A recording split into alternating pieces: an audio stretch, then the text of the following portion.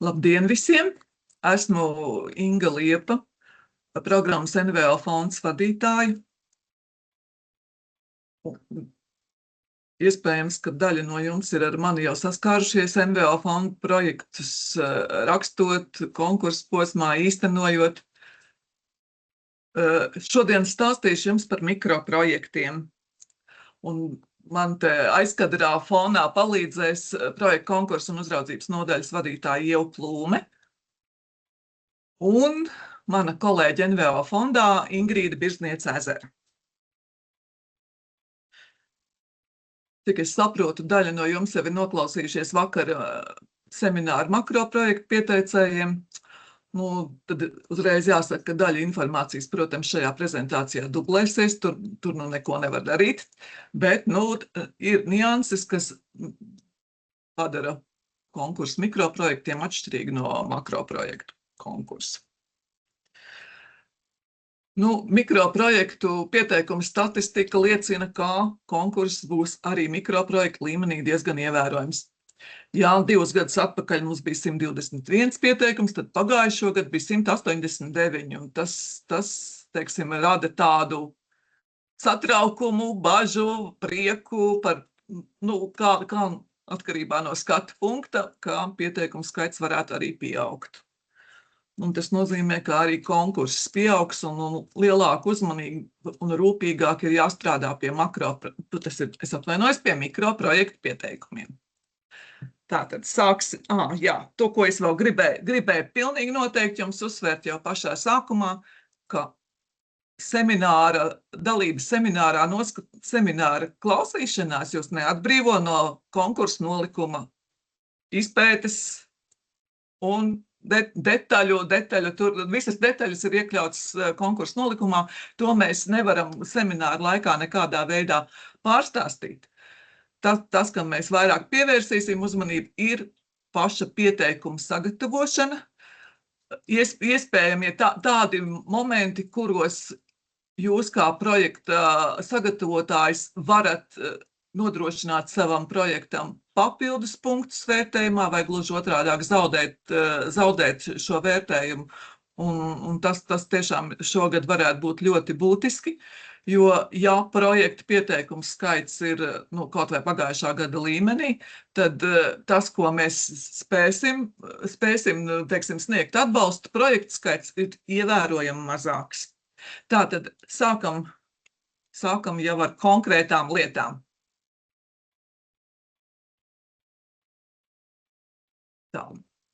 Mikroprojektu konkursā ir paredzēti 2 darbības virzieni. Tā bija jau arī pagājušo gadu, un tā tas arī tiks turpināts ar nolūku vienkāršot to sistēmu, kāds mūsu piedāvājumu mikroprojektu iesniedzējiem, bet vienlaikus arī atstājot īstenībā visas tās pašas iespējas, kas ir makroprojektiem. Tas nozīmē, ka jūs mikroprojektu pieteikumu varat gatavot vienā vai abos darbības virzienos, un to, kas teiksim, makroprojektiem ir kā atsevišķs darbības virziens, interešu pārstāvību jūs varat īstenot caur aktivitātēm darbības virzienā atbalsts NVO pilsoniskās sabiedrības aktivitātēm. Tā kā nekas jums nav zudis, tur jūs arī projektu pieteikumu veidlapā redzēsiet to, aktivitāšu virzienu, kur jūs varēsiet šīs interešu pārstāvības aktivitātes arī īstenot. Par pieejamo finansējumu. Finansējums, kā jūs šeit redzat, 611,5 tūkstoši. Vienam projektam no 2 līdz 13,000 eiro. Nekas nav mainījies, situācija īstenībā ir skaidra, par finansējumu cīnās visās nozarēs un ir, kur finansējums tiek samazināts, tā kā mums ir jāpriecājās par to, kas mums ir, un tā kā mēs negribam samazināt atbalstīto projektu skaitu, tad vienam projektam pieejamais finansējums netiek palielināts. Tātad vismaz 47 projekti 27. gadā tas ir tādā gadījumā, ja to aprēķina, ja visi plāno 13,000, tas ir augšējo robežu finansējumam. Tā, gribu jums parādīt MAP sistēmā, ko jūs varat redzēt attiecībā uz mikroprojektu konkursu. Tātad bez īpašas reģistrēšanās jūs varat apskatīties mūsu mājaslapā programmu. Jūs šeit redzat jaunākās programmas. Un programmai ir paredzēti konkursi. Tātad mikroprojektu konkurss. Šeit ir sniegts diezgan daudz informācijas. Mēs esam iekļāvuši jau aprakstošajā daļā, kas atbilst arī tam, ko saka konkursa nolikums. Bet šeit viss ir salikts tā kā atsevišķās sadaļās pa plauktiņiem, lai jūs varat apskatīties. Šeit var apskatīties projektu pieteikumu formu, kāda tā jums ir paredzēta. Šeit uzreiz aizpildīt nevar. Aizpildīt jūs varēsiet tikai tad, kad būs organizācija izveidojusi šos te piekļuves tiesības mapam, map lietotāju statusu ieguvuši. Tad jūs varēsiet jau sākt gatavot projektu pieteikumu. To jūs redzat šeit, ja pieteikties konkursam, šeit jūs varēsiet pieteikties tikai tad, kad jums būs šis lietotāja status, un tad jūs redzēsiet aizpildāmus jau tos dokumentus, gan pieteikumu formu, gan budžetu. Šeit jūs savukārt varat redzēt šobrīd pieejamie jums dokumenti. Jums ir pieejams konkursa nolikums, vērtēšanas komisijas nolikums, to nākotnē līguma projekts, kas ir šobrīd tikai projekta formātā, kā arī vadlīnijas, satura pamatojošie dokumenti. Šis dokuments nav viņš speciāli šim konkursam sagatavots, jau tiek izmantots jau vairākus gadus, un tur tas, uz ko gribu vērst jūs uzmanību, tur ir konkrēta sadaļa, tabula, kurā jūs varat atrast dažāda tipa aktivitātes un kādi dokumenti varētu būt jums vajadzīgi. Labi, tas par to konkrētāk vēl nedaudz vēlāk. Tālāk, jau pa daudz, tā. Ļoti aktuāls jautājums ir, kas vienmēr tādu nevajadzīgu sarūktinājumu rada, jo jūs esat nopietni strādājuši pie projekta pieteikuma, un tad jūs vienkārši saņemat atbildi, kad projekts ir noraidīts atbilstībā, jo organizācijai ir konstatēti nodokļu parādi. Mēs šos parādus pārbaudām vidu publiskotajā datubāzē uz to datumu, kas ir termiņš pēdējā dienā projekta pieteikuma iesniegšanai. Jūsu gadījumā tas ir 11. septembris. Ja vidu publiskojamā datubāzē uz 11. septembri organizācijai ir redzams, ka ir nodokļu parāds, kas pārsniedz 150 eiro, tas nozīmē, ka varētu teikt, ka tas ir gandrīz garantija, projekts ir noraidīts atbilstībā. Jo, ja arī tur ir kāds pārpratums, un par kuru jūs vēlaties skaidroties ar ieņēmumu dienestu, tad pieredze liecina, ka nekādas izmaiņas uz šo konkrēto datu bāzē veiktas netiek. Pēc vairākām dienām varbūt parādās, ka jums šī parāda nav, bet tas neko nemaina, jo konkrētajā datumā jums ir parāds. Vai abām vairāk? Pārējot pie pašas projekta pieteikuma veidlapas. Pieteikuma veidlapa ir sadalīta tādos 3 blokos. Pirmais bloks ir par pašu projekta pieteicēju informāciju, un šeit principā no jums tiek prasīta informācija, kas nepieciešama, lai izvērtētu jūsu kā pieteicēju atbilstību šim konkursam. Mikroprojektu konkursā salīdzinājumā ar makroprojektiem situācija ir vienkāršāka, jo netiek prasīta īpaša pieredze. Ja makroprojektiem 3 gadi jābūt jau darbībai pilsoniskās sabiedrības attīstības jomā, tad mikroprojektiem šāda te pieredze netiek prasīta, organizācija drīkst būt pavisam jauna dibināta, līdz ar to jums it kā pierādām kaut aktivitāšu pasākumu nedz mājaslapā, nedz kaut kur internetā, sociālajos tīklos iespējams, ka nav, tad jūsu, teiksim, tā labie nodomi pilsoniskās sabiedrības aktivitāšu jomā noteikti redzam jūsu statūtos. Mēs tos redzam arī uzņēmumu reģistrā vai Lužsaft datu bāzē, kur ir organizācijas darbības mērķi ir atrodami. Tātad šeit lūdzam norādīt tos jūs, teiksim, ja jums ir pieredze, tad ko jūs esat veikuši, vai arī, teiksim, jūsu darbības mērķus, konkrēti tos, kas ir saistībā ar NVO programmas mērķiem. Tālāk, turpat šajā pašā sadaļā ir papildus lauks. Mēs lūdzam norādīt informāciju, ja jūs jau iepriekš esat īstenojuši projektus NVO fondā. Tas nav domāts, šis lauks vai sniegtā informācija absolūti nav saistīta ar projektu pieteikumu vērtējumu.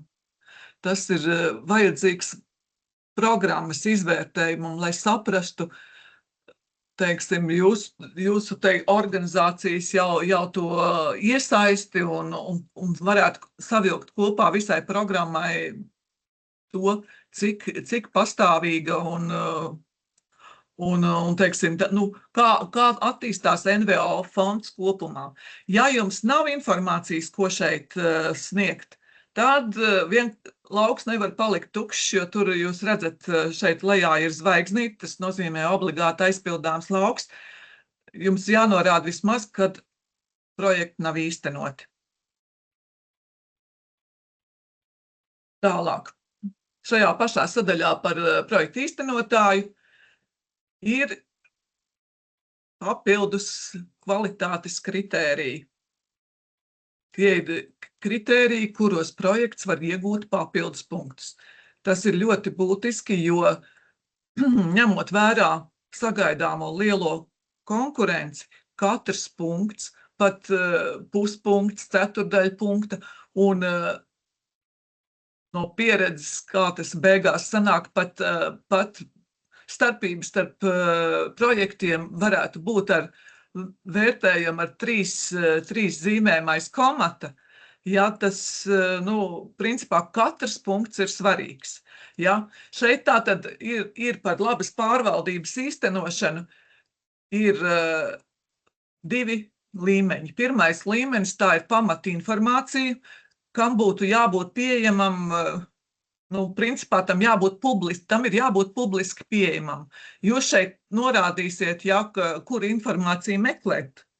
Iespējams, jūs tur varat norādīt, arī vairāk, bet eksperti noteikti meklēs to informāciju tiešām publiskajā telpā, vai jums ir mājaslapa, vai jums mājaslapā to var atrast, vai kā savādāk. Tātad tur ir jābūt ir par organizācijas kontaktiem, par pārvaldes struktūru, biedru uzņemšanas kārtību, statūtiem jābūt, tā ir pamata informācija, kas tiek prasīta par katru organizāciju. Ja jums šī informācija nav pieejama, tad 0 punkti. Projekts noraidīts netiek, bet 0 punkti. Papildus vēl 0,25 punktus var projekts saņemt, ja organizācijai ir vēl ko stāstīt par savu labo pārvaldību, kā pa darba organizāciju kaut kas papildus bez tām pamatu lietām. Tātad par šo te sadaļu kopā 0,75 punkti ir iespējami. Nākamais. Ja jūs jūs esat iepazinušies ar konkursu nolikumu, un tur ir īpaši uzsvērta vidēja termiņa darbības stratēģija, tās loma. Nu, ļoti, ļoti būtiski un kritiski tas ir makroprojektu līmenī, bet tiek novērtēts arī mikroprojektu konkursā. Respektīvi, ja organizācijai ir stratēģija, tad tā noteikti ir jāpievieno vai nu ar saiti šajā sadaļā lauks ar zvaigznīti, vai arī kā dokumentu projektu pieteikumu sadaļā datnes. Tātad stratēģija nav obligāta, bet ja tā ir, tad iegūst 0,25 punktus, kas ir svarīgi. Jāatzīmē, ka nevajadzētu šeit izklāstīt savus, teiksim, organizācijas mērķus un stratēģijas saturam atbilstošās lietas tekstuāli izklāstīt šeit. Tas netiks vērtēts. Ja, un 0,25 punktus par stratēģijas izklāstu šajā punktā pārrakstītu projekts nevarēs saņemt. Tālāk. Mēs noskaidrojām jau, kā projektu pieteikumu 2 darbības virzienos. Un šeit tagad ir vairāk runa par aktivitātēm, kādas varētu būt katram no šiem 2 darbības virzieniem. Tas, cik daudz aktivitātes jūs savā projektā iekļausiet un ar dažādu virzienu un dažādām, teiksim, lomām, tam nozīmes nav vērtējums no tā, ja jūs ieliksiet atzīmi visos lauciņos, projekta vērtējums nepalielināsies. Jums vajadzētu saglabāt fokusu, izdomāt, ko jūs darat, ko jūs vēlaties sasniegt, jo visu sasniegt ar šo projektu jūs noteikti nevarēsiet. Un kā jau es teicu, interešu pārstāvības aktivitātes jūs redzat zem atbalsts NVO pilsoniskās sabiedrības aktivitātēm kā pēdējais punkts. Ļoti vēl ko uzsvērt šeit gribu iepriekš pēdējais punkts arī pie pilsoniskās sabiedrības aktivitātēm. Ir pagājušo gadu jau pirmo gadu mums parādījās konkursā, un šogad īpaši jau aktualitāti iegūst tieši kritiskā domāšana, sabiedrības noturība un drošumspēja. Jo es ļoti ceru, ka mikroprojektos, kur ļoti daudz organizācijas, kas pārstāv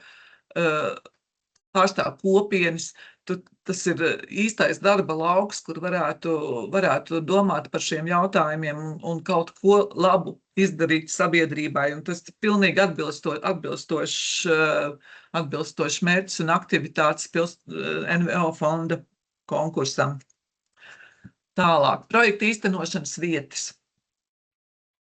Šajā punktā jūs redzat, tur ir izvēlnīti, tur ir norādīti visi reģioni. Jums ir jāizvēlās reģions, un pa labi jums ir lauks, kur jūs ierakstat jau konkrēti paši, tur izvēles nav, pilsētu vai teiksim, vai novadu.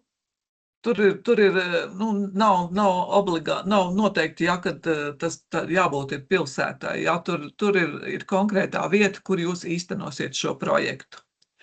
Ja jūs paredzat arī kādas aktivitātes ārzemēs, tad to jūs norādat, šeit to nevar norādīt, to norāda pie konkrētās aktivitātes. Piemēram, jūs tur dodaties uz kaut kādu konferenci ārzemēs, ja?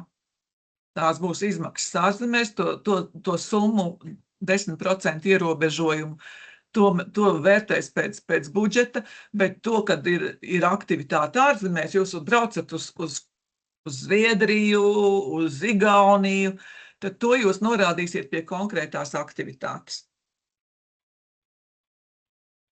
Nākamā sadaļa ir ceturtā sadaļa, ļoti būtiska sadaļa, jo šeit jums jau ir runa par pašu projektu kopumā. informācija, kas ir svarīga, ir diezgan daudz un dažādi, un tāpēc ir sadalīta blokos, lai jūs varētu paši saprast, ko jūs esat jau aizpildījuši un kādu informāciju paredzējuši un kādu ne, lai kaut kas nepaiet nepamanīts. Tātad pirmā sadaļa ir situācijas apraksts. Šeit jūs domājot par to, ko jūs projektā gatavojaties darīt, tad ir jāsaprot, kāpēc jūs gatavojaties to darīt. Jā, tā tad ir jums jāsaprot, kas ir kāda problēma ir, kāds ir pašreizējais stāvoklis, kas jau ir darīts, ko jūs vēlaties darīt projektā. Jā, tas viss ir, šī ir vieta, kur jūs to aprakstat. Pēc tam tas viss tiks kā secinājums tam visam būs formulēts projekta mērķis. Tātad šī sadaļa ir svarīga, jo projekta mērķis ir saistīts konkrēti izriet no šīs situācijas apraksta. Ļoti pozitīvi eksperti vērtē to, ka jūs to sasaistat ar kādu tādu jau konkrētu informāciju, ar statistikas kaut kādiem datiem vai vismaz ar savu veiktu priekšizpēti, kāda ir situācija un ko jūs, vārds sakot, lai konstatētu to problēmas esamību un to situāciju, kāda šobrīd ir. Tālāk, nākamais šajā sadaļā ir mērķa grupas vajadzības. Ja? Tas arī tātad pārgājām no situācijas, un tagad ir mērķa grupa. Jūs tagad fokusējieties uz to, kāda ir mērķa grupa. Tātad jums ir jāsaprot, kādas mērķa grupas ir iesaistītas šajā problēmā, kurām, teiksim, projekts varētu kādu situāciju uzlabot, kaut ko atrisināt. Tātad ir runa par mērķa grupām. Šeit jūs redzat, ka, ja esat mapā redzējuši paskatījušies projektu pieteikumu veidlapu, tad principā šeit tie lauki un tie teksti ir paņemti no projektu pieteikumu veidlapas. Savukārt tas, ko jūs redzat tajos pelēkajos laukos, tā jau ir papildu informācija. Šajā gadījumā ir paņemts tas uzskaitījums aspektiem, uz kuriem skatīsies eksperti izvērtējot to, kā jūs esat aprakstījuši un kā jūs esat definējuši to mērķa grupu. Tas ir no konkursa nolikuma sadaļas kvalitātes kritērija, kur ir runa par mērķa grupu. Ja iepazīstieties lūdzu rūpīgi ar sadaļu kvalitātes kritēriju, tur ir diezgan daudz informācijas, kas varētu palīdzēt jums, gatavojot projektu, sniegt informāciju nepieciešamajā apmērā un tieši tajos aspektos, kas tiek vērtēti, lai projekts nezaudētu vērtējumu. Tātad es nepārskaitīšu, nepārlasīšu. Prezentācija būs pieejama jums mikroprojektu konkursa sadaļā Datnes, un savukārt šī semināra ieraksts, es domāju, ka rītā jau būs fonda mājaslapas sadaļā NVO fonda konkursi 27. gads, jo saistīts ir ar to, kad projekta īstenošana 27. gadā. Konkurss vienkārši mums ir iepriekšējā gadā. Tā, un šeit tad ir jau konkrēti tabuliņa, kurā jūs definējat mērķa grupas. Gribu pateikt to, ka jums ir rūpīgi jāapsver, kā jūs tās mērķa grupas projektam piesaistīsiet. Jā? Jo labās domas un cerības gadās, kad arī neizdodās. Jūs vienkārši nepadomājat, ka šī mērķa grupa, piemēram, šos komunikācijas kanālus neizmanto, ko jūs cerējāt lietot, ja? Vai vēl kāda situācija, un jūs to mērķa grupu nevarat sasniegt. Tātad par to jādomā iepriekš. Jāplāno ir realistiski tas dalībnieku skaits, jo tur arī tā, ja ja ir uzņemta pārāk liela augsta ambīcija un liels cipars ierakstīts, tad gadās tā, ka jums varētu būt grūtības ar dalībnieku piesaisti un, jāveic kādi papildus pasākumi, un tas nevienmēr ir patīkami. Tā. Un te jau, kā jau tāds, nākamais posms tagad ir paša projekta mērķa definīcija. To mēs lūdzam definēt īsi, kodolīgi, jo situācija jau jūs aprakstījuši iepriekš, mērķa grupa ir aprakstīta. Savukārt, aktivitātes konkrēts tiks aprakstīts tālāk projektā pie aktivitāšu apraksta, tāpēc lūdzam šeit aktivitāšu aprakstu neatkārtot. Īsi, kodolīgi.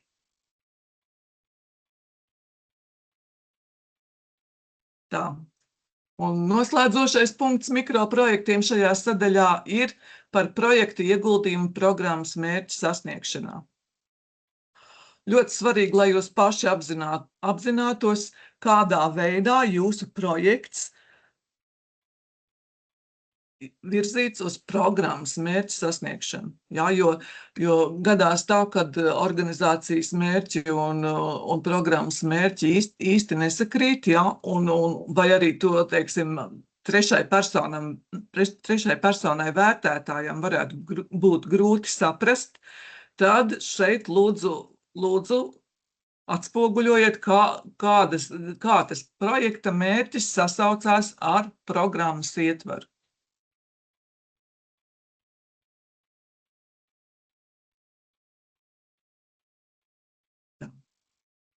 Tad ir šeit projekta pieteikuma 5. sadaļā ir runa vēl par papildu kvalitātes kritērijiem, par kuriem projekts var iegūt papildus punktus.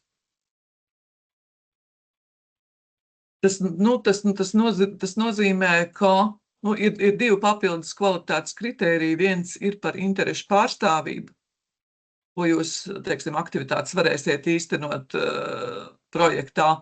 Un otrs ir par NVO un iedzīvotāju savstarpējās sadarbības veicināšanu. Tie ir kritēriji, par kuriem vērtēšanas komisija piešķir papildu punktus. Un lūdzam šajos te laukos aizpildīt tikai to informāciju, ko jūs gribat uzsvērt no tā, ko projekta aktivitātes plāno. Ja? Šeit nevajadzētu aprakstīt to, ko organizācija dara citu projektu ietvaros, vai ko vispār ir darījusi, vai dara ikdienā, bet kas nav paredzēts kā projekta aktivitāte. Jā, to detalizētāk to informāciju, to jūs varat tajos pelēkajos laukos, tā jums būs pieejama, to es nepārlasīšu, jā, jo vienkārši ejam uz priekšu. Tālāk, projekta aktivitātes. Mikroprojektu līmenī viss projekts un atskaitīšanās viss ir balstīts uz projekta aktivitātēm. Tātad ir svarīgi, lai būtu visa nepieciešamā informācija, un tāpēc ir diezgan garš apraksts ar skaidrojumiem, ja, projekta pieteikuma veidlapā, lai vienu vietu jūs redzētu par kādiem aspektiem ir jāpadomā pie aktivitāšu apraksta. Tātad ļoti būtiskais ir šis te, ko jūs lasat augšā, detalizēts aktivitātes apraksts ar tādu struktūru. Bieži vien gadās, ka aktivitātes īstenotājs, tas ir projekta pieteicējs, aprakst ļoti vispārīgi, pat tikai nosaucot. Vai arī ir otrs variants, kad tas apraksts veidojās garš pa visu lauku, tur ir ļoti detalizēti un varētu teikt pārāk detalizēti aprakstīts jau, jāizvēlās ir saprātīgs vidusceļš un jāietver informācija tā, ko principā, kas šeit tiek norādīta, ja, kas raksturo konkrēto aktivitāti. Jāpārdomāja tā aktivitāšu struktūra, būtu labi, ja viņa aktivitātes tiktu iekļautas tā kā chronoloģiskā secībā, kā viņas tiks īstenotas. Nu, gadās, ka visas aktivitātes projekta īstenošanas visā periodā, nu, tas nekas, bet, nu, plānot to secību būtu vēlams. Tālāk pietiekoši, nu, teiksim, nevajadzētu to vienu kādu pasākumu sadalīt pa aktivitātēm atsevišķām. Ja, te kā piemērs jums ir norādīts, ja, piemēram, ja projekts ir pilsoniskās sabiedrības aktivitāti jums ir, jūs īstenojat, jūs organizējat kādu konferenci, tad nu, nebūtu vēlams, ja jūs kā atsevišķas aktivitātes izdalat, ja, piemēram, konferences satura sagatavošana, lektoru piesaistīšana, uzaicinājumā, nu, teiksim, konferences izsludināšana, tās kā atsevišķas aktivitātes nav vērts norādīt. Tātad jūs norādat vienkārši konferenci. Tā, par to, kādi būs nepieciešami apliecinošie dokumenti, ja kādreiz to vajadzēja norādīt jau projekta pieteikuma veidlapā, šobrīd mēs to tā vairs jums neprasam. To jūs nenorādat. Savukārt projekta līguma pielikumā jums būs pievienotas vadlīnijas, kuras es jau pieminēju pašā sākumā, kad mēs skatījāmies mapā datnēs pievienotos dokumentus, vadlīnijas satura pamatojošiem dokumentiem. Tur ir tabuliņa, kurā tiešām tur ir visas aktivitāšu grupas, kādas ir parasti sastopamas projektos, ir norādītas, un kādi varētu būt dokumenti varianti. Jums ir jāizvēlās atbilstošākie, bet tas jau būs vēlāk. Šobrīd jums vienkārši ir jāpaskatās, ko no jums varētu sagaidīt, ja projekts tiek apstiprināts. Tā, tad ļoti svarīgi, projekts nedrīkst saņemt finansējumu par tādu aktivitāšu īstenošanu, kas jau tiek finansēts no citiem finansējuma avotiem. Nu, šeit tā situācija, kāda gadās, nu, nebieži, bet gadās, ja, kad jūs, teiksim, nepaļaujoties, ka jūs finansējumu atbalstu saņemsiet NVO fondā, jūs ar šīm pašām aktivitātēm iesniedzat projektu arī kādam citam finansētājam. Un tad izrādās, ka abos konkursos jūs esat veiksminieks un jums ir 2 līgumi, un tagad 2 līgumi ar pilnīgi vienādu saturu, un neizbēgam jums ir risks, dubultā finansējuma risks un aktivitātes tās pašas, un jūs, nu, vārdu sakot, par to jums ir jādomā. Mēs nekādas receptes jums iesniegt, nu, šeit nevaram neko dot, ja, tas ir jūsu ziņā, kā jūs to darīsiet. Tā, un šeit kā pēdējā aila tāda plaša, jo tur vienkārši tas ailes nosaukums ir garāks, kad jūs aizpildīsiet tabulu, tad, protams, tur viss veidosies atbilstoši proporcionālāk. Pēdējā tabulas aila ir jānorāda ar šo aktivitāti saistītie budžeta pozīciju numuri. Ja? Pie reizes es jums ar šo gribu pievērst uzmanību, ja kā projekta pieteikums sastāv no šīs te projekta pieteikuma veidlapas un budžeta. Un, protams, datnēm, ja, piemēram, ja tur ir pievienot stratēģiju datnēs, tad tas pats ir kā 3. sadaļa. Bet par budžetu lūdzam neaizmirst. Un tāpat lūdzam neaizmirst par budžeta pozīciju skaidrojumiem. Tā ir sadaļa, kas ir zem budžeta tabulas. Un tas, kas ir svarīgi, tātad pie budžeta būs tas, ka izmaksām budžetā ir jāatbilst aktivitāšu apjomam. Jā, tas ir dalībnieku skaitam, pasākumu skaitam. Tas viss tiek vērtēts, un tur jums vajadzētu pievērst atbilstošu uzmanību. Tā, vēlreiz par to, pievēršoties tam, ka konkurss būs liels, un jums ir jācenšas maksimāli, lai sasniegtu, lai nepazaudētu punktus vērtēšanas procesā. Tad tas, ko es šeit gribu atzīmēt, ka, ja jūs projektā paredzat izklaides un brīvā laika pavadīšanas kādas aktivitātes, tādas aktivitātes mēs tiešā veidā ar projekta mērķi nesaistām. Tās, protams, tas ir iespējams, ir svarīgi, lai piesaistītu mērķa grupu, tas ir svarīgi kopienai, piemēram, ja. Šīs aktivitātes jūs varat kaut kur, atstāt tā kā paralēli ārpus projekta, bet ja jūs viņus paredzat projektā, tad jums jārēķinās, ka jūs zaudējat punktus, varētu teikt, ka dubultā. Jo šīs jūs gan ekspertu vērtējumā, ja jūs skatīsieties konkursu nolikumu, tad ir 5.7.1 kritērijā, un vēlāk arī vērtēšanas komisija arī jums cerētos 2 papildu punktus neiedos. Ja, tā tad skatāties, domājat, riskējat vai nē, ja, ar šādiem te pasākumiem. Tā, tas, ko vēl gribu vērst uzmanību, projekta ilgtermiņa ietekmi. Jebkurā gadījumā NVO fonds noteikti skatās un cer uz to, ka īstenotiem projektiem ir paliekoša ilgtermiņa ietekme. Mikroprojektu līmenī, protams, te nav runa, tas ir krietni vienkāršāk nekā makroprojektiem, bet vienalga šeit ir tādi 4 aspekti norādīti, uz kuriem jums vajadzētu paskatīties, vai jūs savos projektos kaut ko no tā varētu izmantot. Tā, ja tas iepriekš runātais vairāk tur bija runa par kvalitāti, ja ilgtermiņa ietekmi, tad nākamajā projekta pieteikuma sadaļā ir runa par projekta kvantitatīvajiem rezultātiem.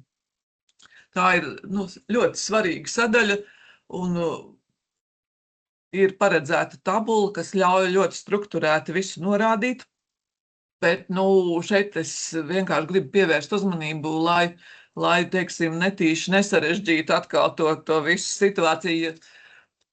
No iepriekšējās pieredzes ir bijuši gadījumi, kad aktivitātes rezultātu numurs, tas ir pirmā tabula saile, ka tur vienkārši ir bijis tā, ka norāda visus rezultātus sanumurē no 1 tur līdz 13, 15, 17, vienkārši rezultāts nesaistot nekādā veidā ar konkrētām aktivitātēm.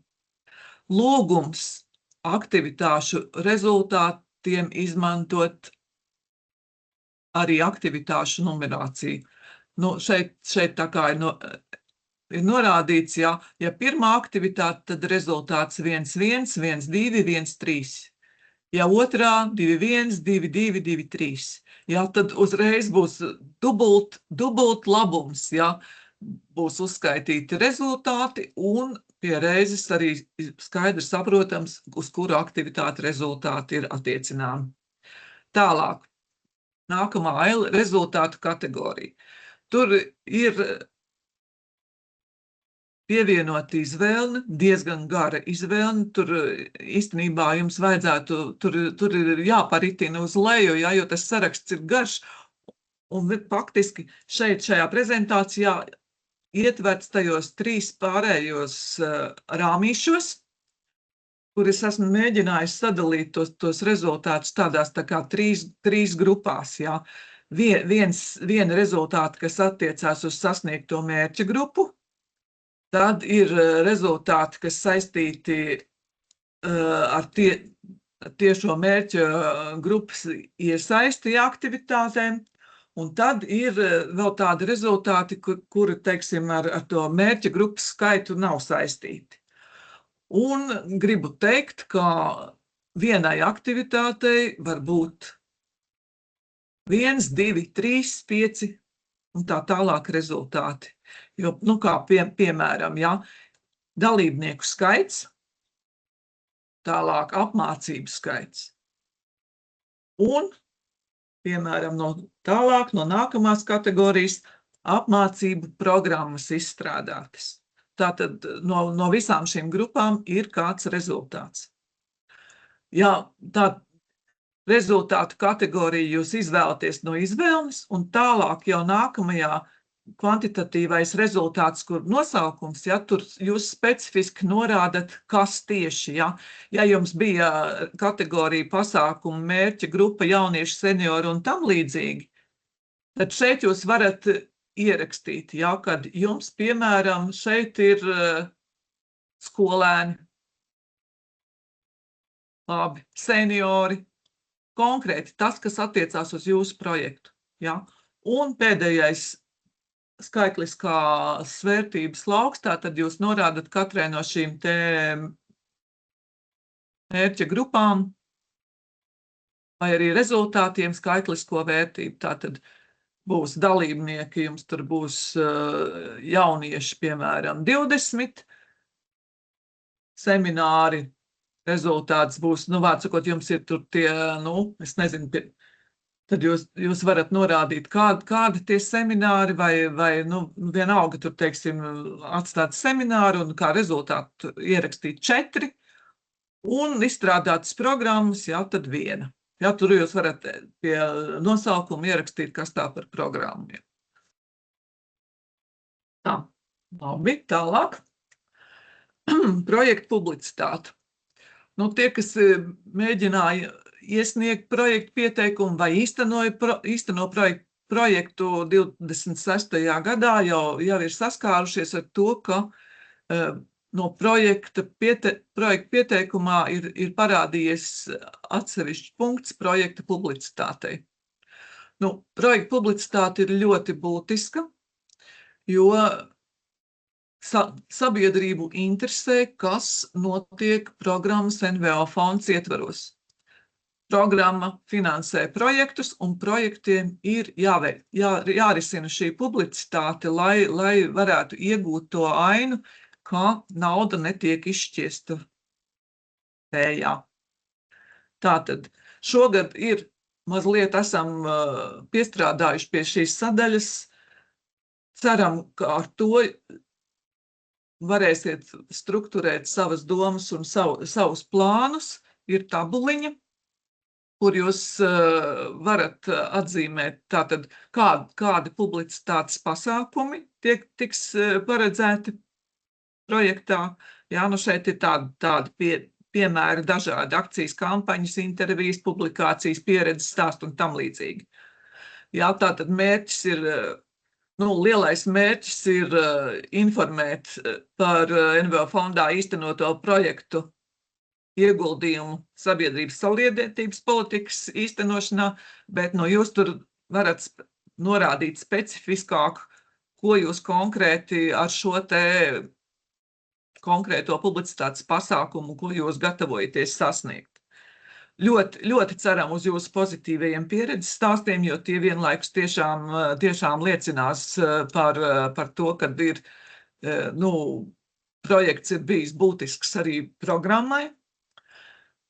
Jāvērš uzmanību uz latviešu valodu.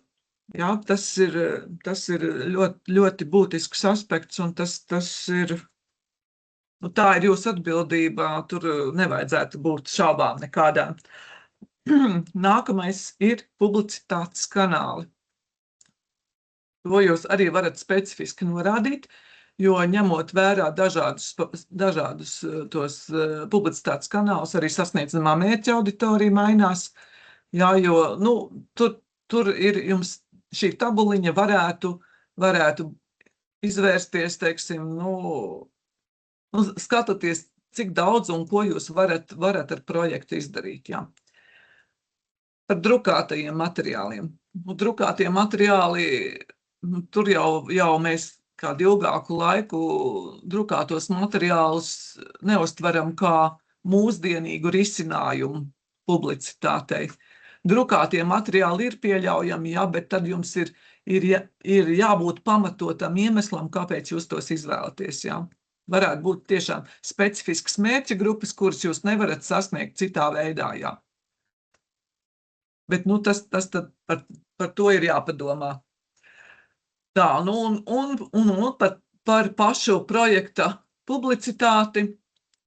šeit sadaļā, pieteikuma sadaļā nevajadzētu īpaši uzsvērt, ka jūs lietosiet projektu publicitāti, ja, ko jums līgums prasa. Tas pats par sevi ir obligāti, ja, un tas kā īpaši sasniegums publicitātes laukā, tas ir obligāts un nav uztverams kā kaut kas īpaši sasniegts papildus. Ja, tā kā to lūdzu šeit tabulā īpaši neakcentēt. Tā, it kā vairumā, principā mēs esam tiem punktiem izgājuši cauri vēl ko, un vienīgais, kas šeit nav prezentācijā, bet noteikti, kas ir pašā projekta pieteikuma veidlapā, ir sadaļa projekta vizītkarte. Pie vizītkartes tur ir jūsu atbildība piestrādāt, ja, jo vizītkartes mēs publicējam, ja, un lai būtu atbilstošā līmenī pasniegts jūsu projekts, ja, jums vajadzētu padomāt par informāciju, par stilu, par pareizrakstību, respektīvi domājiet par to, kad šis no jūsu projekta citāts tiks publicēts. Tā, drusku tā vispārinot. Kas jau iepriekš jau teicu, tātad projekta mērķis ir īsi kodolīgi saprotam, ko jūs gribēsiet ar projektu panākt. Projekta aktivitāšu rezultāti. Rezultāti ir reāli izmērāmi, sasniedzami. Ja? Tur jādomā par šīm kategorijām, jo jums ir pietiekoši daudz tajā pieteikumā vietu, kur tiek prasīti un kur ir iespējams to noformulēt. Tātad kvantitatīvie rezultāti B7 punktā, strukturēta tabula,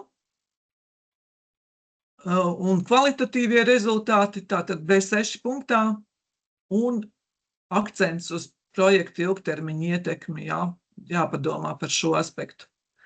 Tā, informācijas avoti nav jāplāno projekta pieteikumā, tie jums ir šobrīd datnēs un būs līguma pielikumā, un ja projekts tiks atbalstīts, tad atskaitīšanās sistēma ir vienkāršota, tas, kas ir aprakstīts projekta pieteikumā, nav jāatkārto, jādublē, atskaitīšanās ir balstīta uz to, kad jūs norādat un aprakstat atkāpes no aktivitātē plānota tā apraksta un šo atkāpju pamatojums.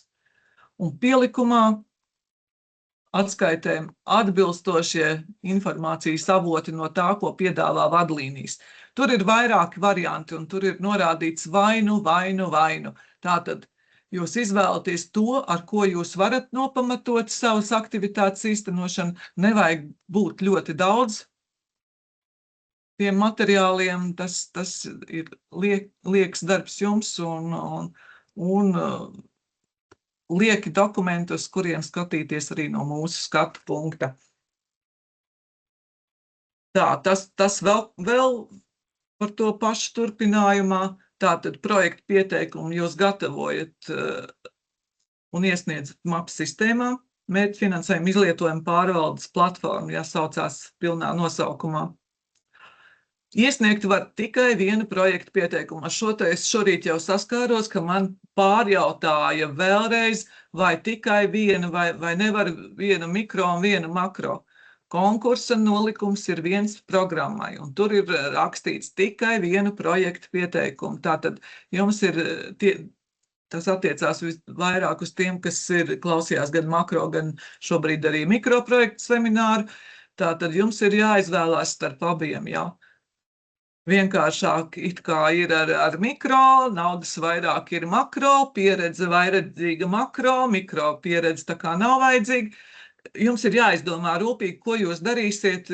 Konkurss abos līmeņos, gan mikro, gan makro, būs pietiekami liels. Jums ir jādomā un pašiem jāizšķirās. Tā, uz ko vēl atkārtot gribēju vērst uzmanību uz to virzienu, kur ir runa par kritisko domāšanu, drošumu spēju, par kopienām. Ja makro projektiem, kas ir vairāk tāda tā kā nacionāla līmeņa organizācijas, tur vairāk startē, ja, ka tas tas ir iespējams, bet tas iespējams nesasniedz tik labi to auditoriju, kāda ir jums mazākām organizācijām mikroprojektu līmenī, kur ir daudz runa par kopienām. Es vienkārši pēc to reģistrācijas lapas, kas pieteikušies semināram, redzu, ka ir daudz kopienu organizāciju. Un šī ir jūsu iespēja sniegt ieguldījumu sabiedrībai, jā, ar projektu.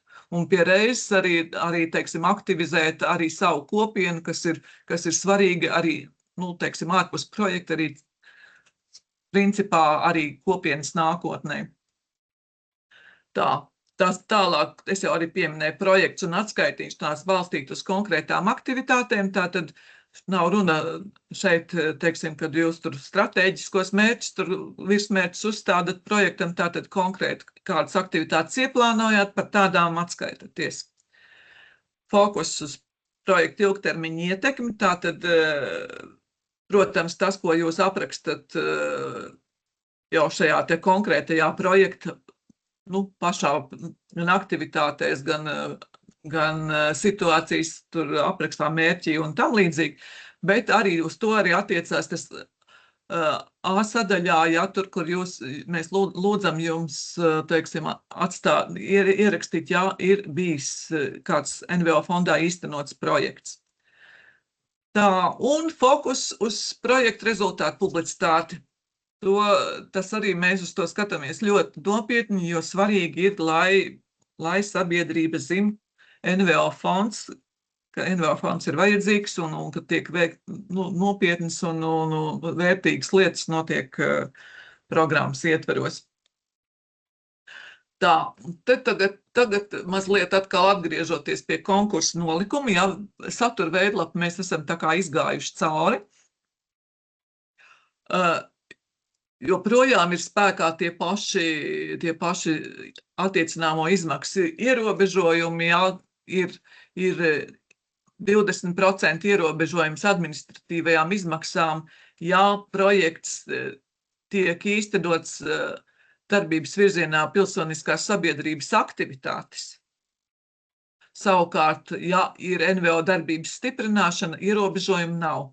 Tas nozīmē, ka ja jūs iekļaujat abus darbības virzienus, tad kopumā projektam ierobežojumu nav. Jā. Ierobežojums ir tikai tad, ja jums ir tikai pilsoniskās sabiedrības aktivitātes. Jā, to lūdzu ņemt vērā. 20% ierobežojums ir inventāra pamatlīdzekļu iegādei.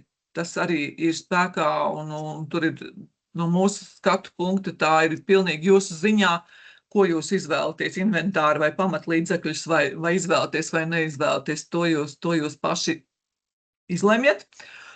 Un par šiem abiem diviem, gan administratīvām izmaksām, gan inventāru pamatlīdzekļu iegādes izmaksām, tur ir vēl papildus jums konkursu nolikums nosaka, ka ja projekts tiek īstenots pilnā apmērā, visi rezultāti sasniegti, un jums vienkārši jūsu labas saimnieciskās darbības rezultātā ir finansējuma ekonomija, respektīvi, izmaksas ir mazākas nekā bija plānots un tā kā piešķirts finansējums, tad šie te administratīvās izmaksas un inventāra pamatlīdzekļu izmaksas netiek samazināts proporcionāli faktiskajam rezultātam. Paliek tā kā plānots, ja jūs visi esat izdarījuši tā kā pienākās, un mēs atzīstam, ka administratīvās izmaksas jums pienākās sākotnēji plānotajā apmērā. Savukārt trešais ierobežojums, kas attiecās uz izmaksām ārvalstīs līdz 10%, tur gan nav šāda te labvēlības principā, bet, principā varētu teikt, ka pārāk bieži ar šo te problēmu arī projekti nesaskarās. Un šeit ir tagad par pašu projekta budžetu un arī par jaunumu, kāds mums ir šajā sezonā radies. Nezinu, vai esat dzirdējuši, bet mēs šogad esam apstiprinājuši, mums ir jaunā NVO fonda darbības stratēģija, kurā mēs esam uzņēmuši kursu uz administratīvā sloga mazināšanu, un lai šo te slogu mazinātu gan jums, gan arī mums, ir tā, ka šīs te administratīvās izmaksas līdz 20% budžetā nav jāplāno un jāatspoguļo detalizēti. Ko tas nozīmē? Tas nozīmē, ka līdz 20% administratīvās izmaksas jūs norādat vienā summā. Tas ir, šeit jums ir tā budžeta tabula, jūs redzat zem administratīvās izmaksas ir trešā pozīcija ir administratīvās izmaksas, un tālāk ir 3.1 apakšpozīcija. Un šajā apakšpozīcijā vienkārši norāda administratīvās izmaksas, nodublē to pašu, un ar roku jau ieraksta savu, teiksim, to summas lielumu. Tur ir formula, kas neļaus jums principā jums to vajadzētu darīt beigās, ja. Neļaus jums pārsniegt tos 20%, ja jums tur jāstāsta, ja jūs to darīsiet beigās, tur mazliet ir tas darbiņš, jo, ja jūs pietiekoši daudz tur saliksiet tās izmaksas pirmajā un otrajā pozīcijā, tad ir risks, ka jūs tur liekat administratīvās jums, neļauj vai ne maksimālais ierobežojums vispār mikroprojektu finansējumam, ja, vai arī otrādāk, ja jūs sāksiet ar to, tad jums vienkārši, ja būs pārējās pirmā un otrā pozīcija tukšas, tad jums vienkārši tur, automātiski jau 20% princips nestrādās. Ja, tur mazliet ir jāpiestrādā, lai tur būtu tās izmaksas, būtu attiecīgi iekļautas visās pozīcijās, un tad var visu sabalansēt.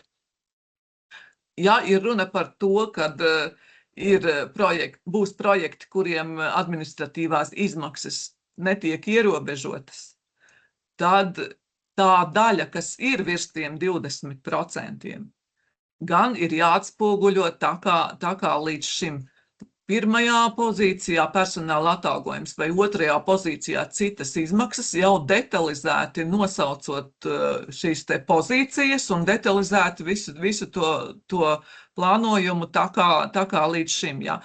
Runa ir tikai par trešo pozīciju. Tai mērķis ir īstenībā padarīt to jūsu projekta īstenošanu elastīgāku. Ja. Jūs tur nenosaucot konkrēti tās pozīcijas un neierakstot summas, jums ir iespēja tur variēt un pēc tā, kas jums būs vajadzīgs projektā. Nav runa, ka jums tas tā iedota nauda, kur jūs varat izlietot kaut kam ārpus projekta. Par to nav runa. Visam ir jābūt projektā saistītam ar projektu, bet jums ir elastība, lai plānot, lai paredzētu to, varbūt, kas sākotnēji neienāca prātā, kas būs vajadzīgs, vai respektīvi, elastības tāds spilventiņš jums trešajā pozīcijā.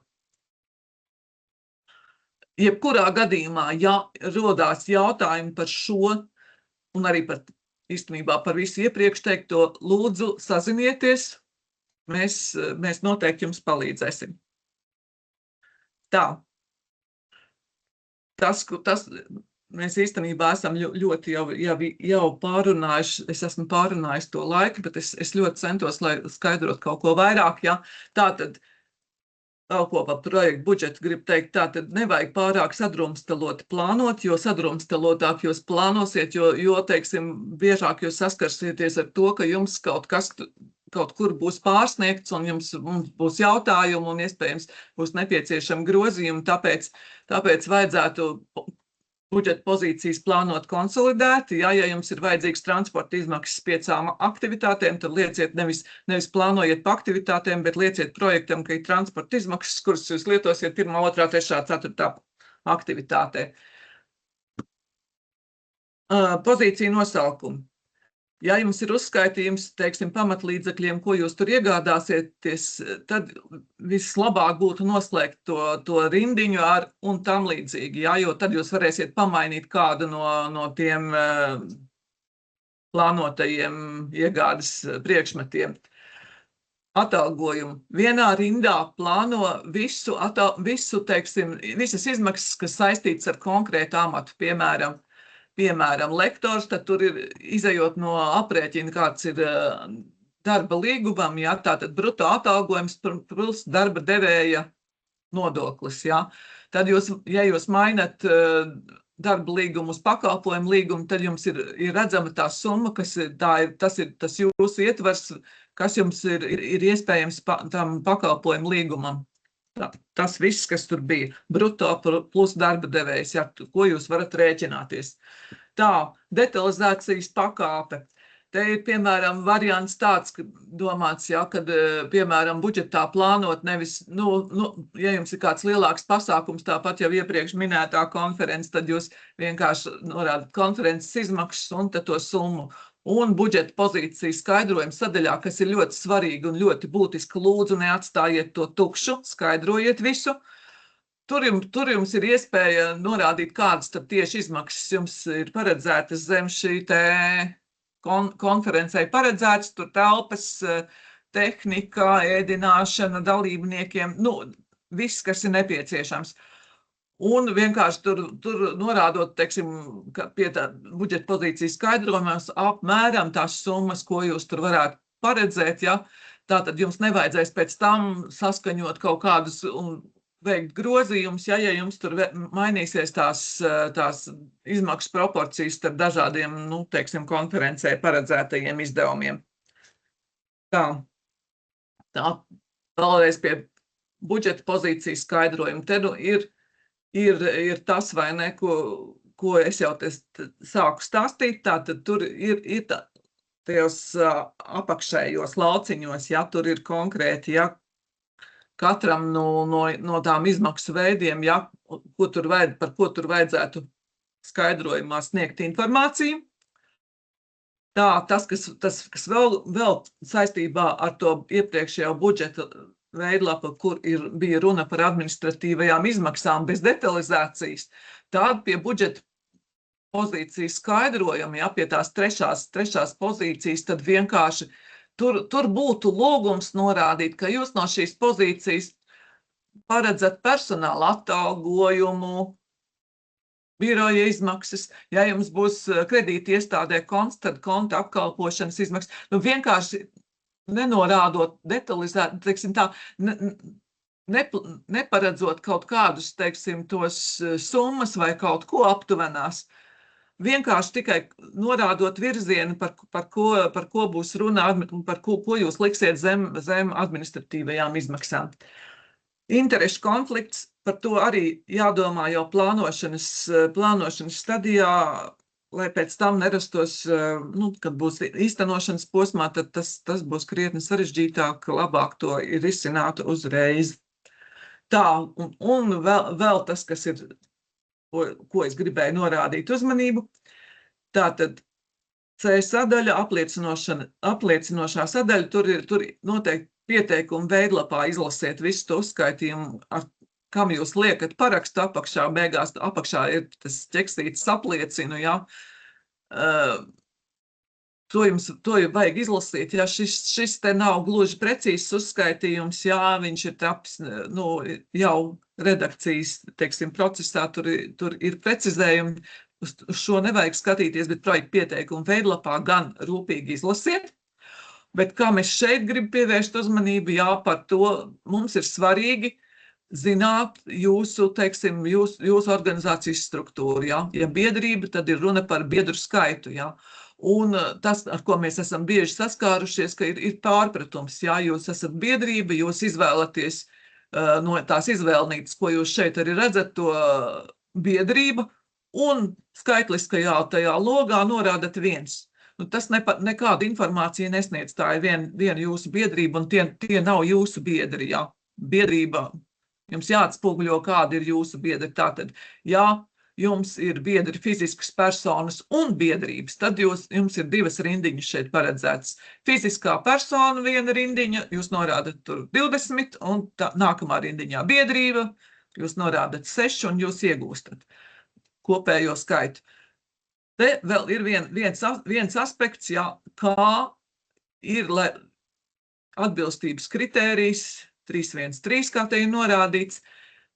ka jābūt neatkarīgam no valsts pārvaldes un uzņēmēju darbības, no biznesa vides, jā. Tātad tas nozīmē šeit, var būt biedri, jā, jums arī tādi, vai ne, teiksim, valsts iestāde, pašvaldība, komersants, bet tie nedrīkst būt vairāk par pusi, jā. Tas jums ir noteikti jādomā, ja jums tā nav, tad jūsu organizācija ir neatbilstoša šim konkursam. Tā, šie te ir tādi pamat tādi postulāti, kas jau mums tā kā, mēs esam sen jau pieņēmuši tos, jā, bet tas nav, uz tiem tagad, principā, es esmu visu prezentāciju, visu semināru par šīm tēmām runājusi, un tur nav man īpaši ko piebilst. Tā, maksājuma laika grafiks, ja projekts tiks apstiprināts, ja tā tad ir paredzēts projektam viens starposma pārskats, ja tad, ja ir projekts garāks par 5 mēnešiem, līdz 5 mēnešiem jūs noslēdzat līgumu, saņemat 90% avansu, un pēdējie 10% jums ir pašiem, ir jāatrod savs finansējums, ar ko pēdējos maksājumus projektā veikt, jo pārskatu ar nesamaksātiem rēķiniem nevar iesniegt, jā. Jūs tos 10% vai summu, līdz 10%, kas atbilst projektu kopējām faktiskajām izmaksām, jūs saņemsiet pēc noslēguma pārskata apstiprināšanas. Tātad uz to brīdi līdz apstiprināšanai jums ir jāiegulda tie pēdējie 10%. Kas attiecās, teiksim, ja projekts ir garāks par tiem 5 mēnešiem, tātad pirmais avans ir 70%, pēc starposma pārskata ir 20%, kopā tātad atkal ir 90%, un tālāk ir tas pats tā. Noslēguma pārskatā ir pēc apstiprināšanas jūs gala maksājumu saņemat. Tā, un paši konkursu tagad grafiks, tātad 11. septembrī jūs iesniedzat. Projekta pieteikumu, protams, jūs varat ātrāk iesniegt, bet līdz 11. septembra pusnaktī.